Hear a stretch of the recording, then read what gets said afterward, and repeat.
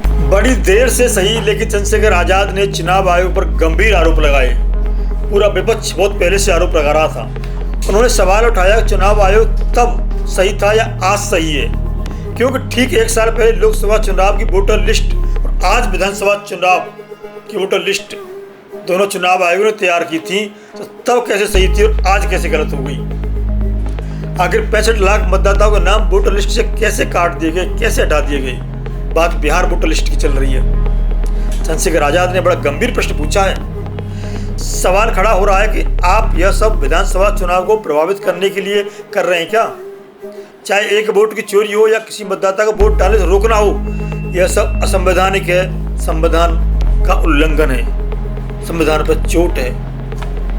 चंद्रशेखर आजाद ने कहा कि चुनाव आयोग की हालिया प्रेस कॉन्फ्रेंस को देखकर लगता है कि चुनाव आयुक्त शायद रिटायरमेंट के बाद किसी राजनीतिक पार्टी को ज्वाइन करने वाले हैं, क्योंकि उनकी भाषा एक जिम्मेदार अधिकारी की नहीं बल्कि चुनावी भाषण देने वाले राजनेता की जैसी थी। हमें ऐसा लग रहा था मानो कोई अधिकारी नहीं बल्कि एक राजनीतिक व्यक्ति हमसे बात कर रहा हो, जो सवालों से बच रहा हो और हर मुद्दे का राजनीतिकरण कर रहा हो। यह जवाब पर्याप्त नहीं है।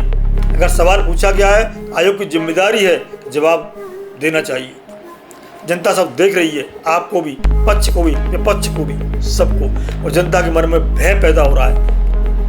चंद्रशेखर आजाद ने कहा कि सुप्रीम कोर्ट से ऊपर तो आप हैं नहीं। सुप्रीम कोर्ट ने जब आदेश दिया और स्पष्टीकरण मांगा, तभी आपने 65 लाख मतदाताओं क्यों हटाए, क्यों डिलीट किए? सुप्रीम कोर्ट के आदेश का पालन कीजिए और साफ साफ जवाब दीजिए। अगर आप सही हैं तो स्पष्ट हो जाना चाहिए कि आप सही हैं। दूध का दूध, पानी का पानी होना चाहिए। पूरे जनता को ये पता होना चाहिए कि आप सही हैं। अब पूरा देश और जनता आपकी तरफ देख रही है और चुनाव आयोग को पारदर्शिता के साथ जवाब देना चाहिए। आप हमें कमेंट करके बताइए वीडियो कैसी लगी। बने रहिए द पिलर के साथ। नमस्कार।